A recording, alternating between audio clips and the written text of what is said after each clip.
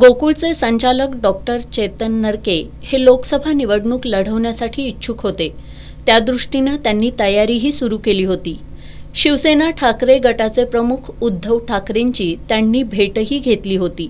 मात्र कोल्हापूर लोकसभा मतदारसंघातून महाविकास आघाडीतून श्रीमंत शाहू महाराज छत्रपतींना काँग्रेसचं तिकीट मिळाल्यानंतर नरके यांची कोंडी झाली।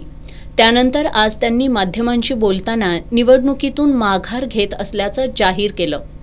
पक्षाच्या माध्यमातून निवडणूक लढवल्यास तळागाळातील मतदारांपर्यंत पोहोचणं सोपं असतं, त्यामुळे अपक्ष लढण्यापेक्षा निवडणुकीतून माघार घेत असल्याचं त्यांनी सांगितलं। पक्षाची ताकद या कोल्हापूर लोकसभेच्या माध्यमातून नसेल तर कोल्हापूरच्या लोकांना शेवटपर्यंत पोहोचणं हे थोडं डिफिकल्ट जातं आणि प्रॅक्टिकलिटी मी ओळखून पक्षाचा माझ्याकडे आत्ता लेवल नसल्यामुळं वैयक्तिक लेवलला लोकांपर्यंत पोहोचणं शक्य होणार नाही।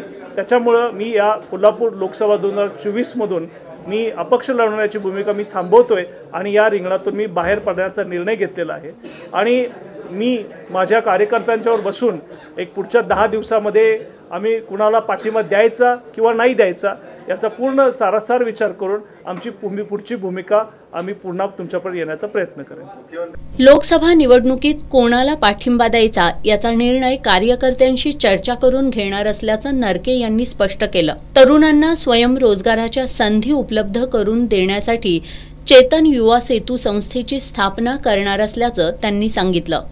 कोल्हापुरातील फाउंड्रीसह उद्योगाला चालना देण्यासाठी प्रयत्नशील राहणार असल्याचंही चेतन नरके यांनी यावेळी सांगितलं। पत्रकार बैठकीला सत्यशील संदीप नरके उपस्थित होते।